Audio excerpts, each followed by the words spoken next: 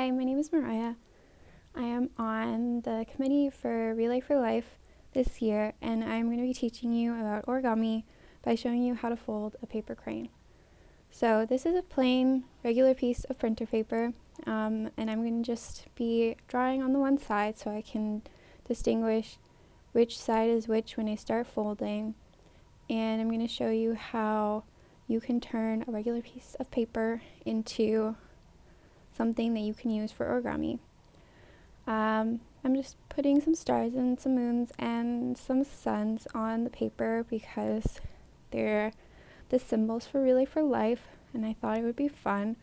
Obviously, I have some super high-tech tools to do this with my highlighters and markers, but it's mostly just to show that origami is pretty accessible and you don't need really anything fancy in order to do it. I first learned about origami in probably the summer between kindergarten and grade 1 when I went to a summer camp, and then the following year on my 7th birthday my mom was diagnosed with breast cancer, and it was pretty jarring. I guess it was really difficult because I didn't know what to expect, and I was also pretty young, so the idea of death wasn't really well established in my mind.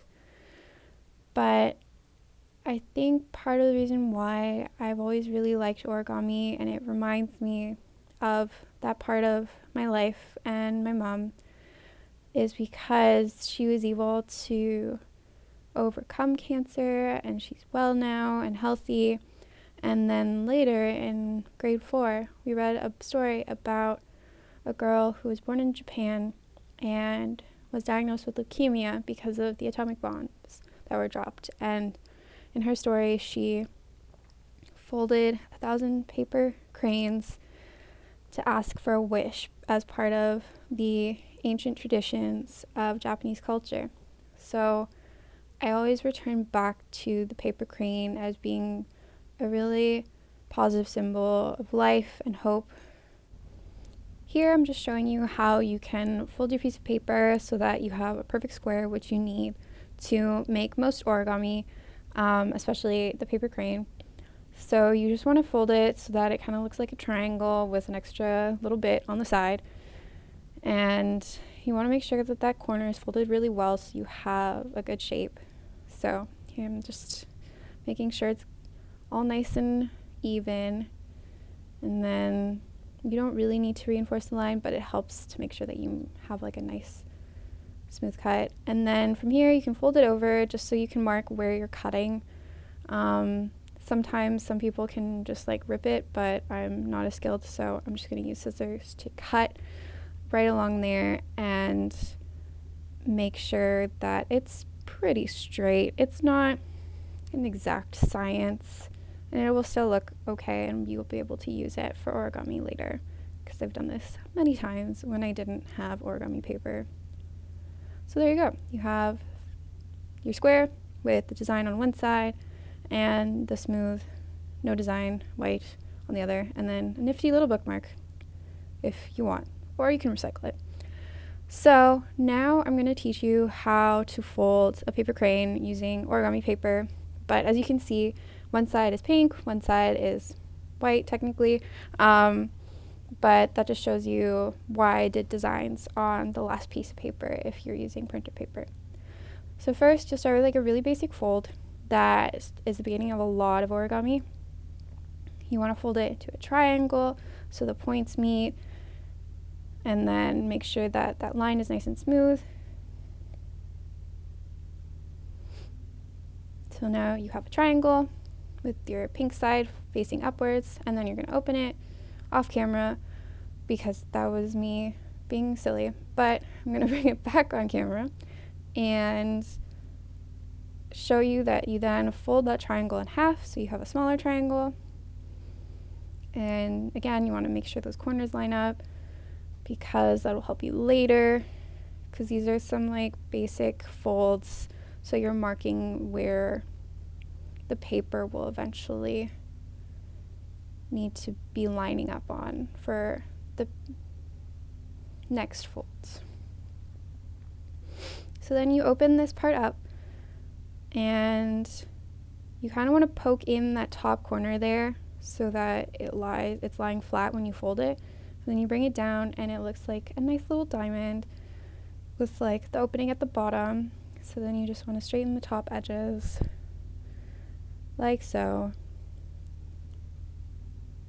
And then flip it over and do the same thing on the other side. This is a little bit tricky because at the top, as I mentioned before, you want it to lie flat. So if you poke it a little bit with your fingers, or you kind of sometimes might have to fiddle with it, as you see I'm trying to do here, because it doesn't always want to do like the perfect fold. So I'm just going to try and fix it, line it up better so it's a little less haphazard. So you might end up having to like open up your work for a little bit, but that's okay because it's still, with those couple of basic folds that you did to begin with, you can pretty much figure out where you were. And if not, just rewind this video and start again. So yeah, you have the openings, bottoms, and then got those little flaps going on the sides, and it's the same on both sides if you flip it over. But you want to make sure that opening is at the bottom and the top has no openings when you continue.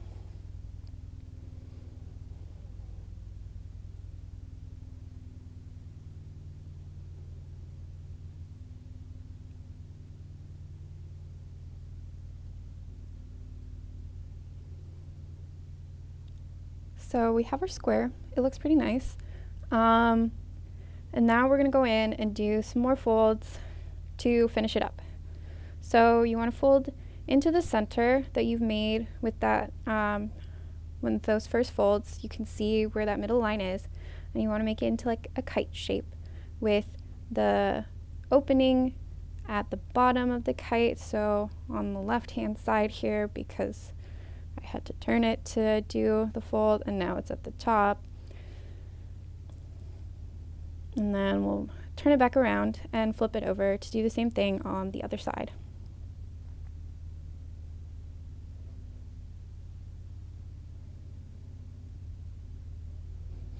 It's important to get these folds right because they do help you do future folds, so you want them to look as symmetrical as possible, but that's something that I've had a lot of practice in, so it's not something that everybody gets on the first try. So there you can see what it looks like, and then you can open it up, and then you kind of have to coerce the paper to fold back in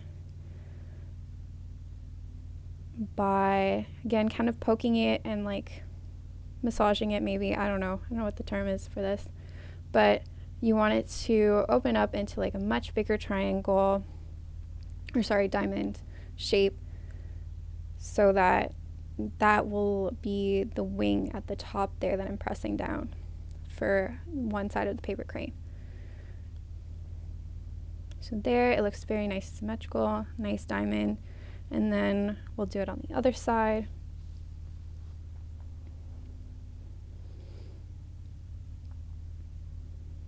The top part there is probably one of the most tricky parts for me to get looking symmetrical, because it's just, there's a lot of folds right in like a tiny, tiny small space of paper. So I've definitely had a lot of cranes come out a little wonky in the early days of trying to fold paper cranes. But you can usually kind of manipulate the paper after you open it to look a little bit better if your first sort of folds weren't the best, because now you know what it will look like in the end. So that's what I'm doing. I'm kind of like pulling the paper over towards the center so that it looks more symmetrical. And so now I'm continuing to make sure that it looks symmetrical and pulling the paper over at the bottom. And then we will look at this for a little bit longer, but then we'll fold the sides into the middle.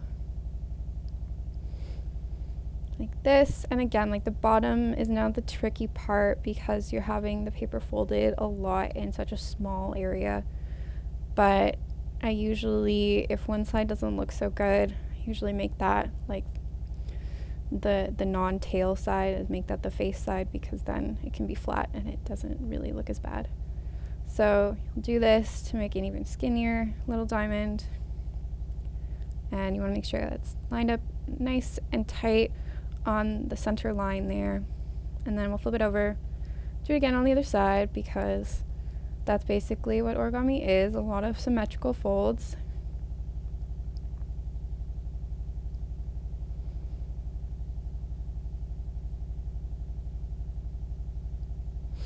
So yeah, there is that first side all done, and now the second side is going to be done soon.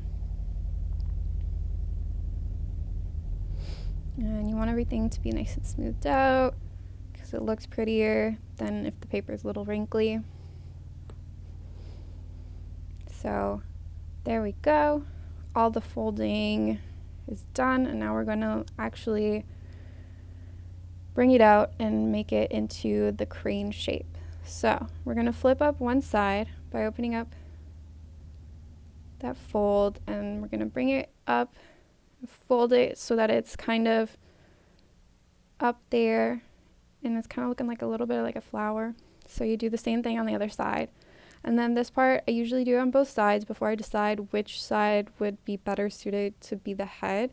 And so I guess we're just seeing which one can come to a point, even though it's off camera, because yeah, this is my first time making a video about origami, but again, off camera. But I'm gonna bring it back, and yeah, so I guess I decided this tail looked more like it wanted to be a head. So you just bring down the head so that it's 90 degrees, and then you can kind of fold it in from there, and then you bring out the wings, and then you give the little spot in the middle, push down, and then it kind of opens up permanently.